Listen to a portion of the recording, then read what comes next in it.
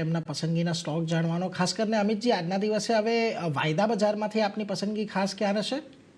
આપણે શોર્ટમાં જ રહેશે અને જે કાઉન્ટર આપણે સિલેક્ટ કર્યો છે એ છે એક્સાઇડ ઇન્ડસ્ટ્રીઝ આપણે જોઈ નથી તો મંથલી બ્રેકડાઉન આવતો આપણને કાઉન્ટરમાં જોવા મળશે. જે હિસાબથી આપણે જોયું તો જે રેલી આપણને ચાલુ થતા આપણને ફિબોનાકીના બ્રેકઆઉટથી જોવા મળતું 304ના લેવલથી આપણને જોવા મળતું. ત્યાંથી આ કાઉન્ટર આપણે જોશું તો સ્ટ્રેટ 600ના લેવલ સુધી જતા આપણને જોવા મળે તો 2 મહિનાના અંદર જ. ત્યાંથી આપણે જોયું તો કન્ટિન્યુઅસલી એક સપ્લાય બનતા આપણને છેલ્લા 1.5-2 વર્ષથી જોવા મળી રહી છે અને જે હિસાબથી આપણે જોશું તો ટ્રેન્ડ નેગેટિવ બનતા પણ જોવા મળે. તો એ લોંગ ટર્મનો એના જે બ્રેકડાઉન આવતા પણ જોવા મળે છે. સો મને લાગે છે એક્સાઇડ ઇન્ડસ્ટ્રીઝમાં એના જે પ્રેશર હજી વધતા પણ જોવા મળી શકે છે. અપસાઇડમાં જે હિસાબથી આપણે જોઈએ તો જે સપોર્ટ બનતા તે કરન્ટલી કાઉન્ટરમાં જોવા મળે છે 311નો છે. 311નો સ્ટોપ લોસ લગાડવાની સલાહ રહેશે. ડાઉન સાઇડમાં 286ના ટાર્ગેટ્સ માટે.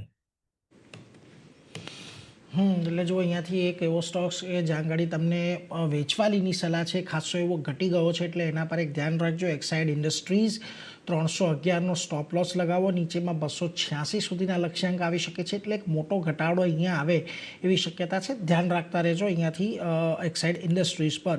પરંતુ અન્ય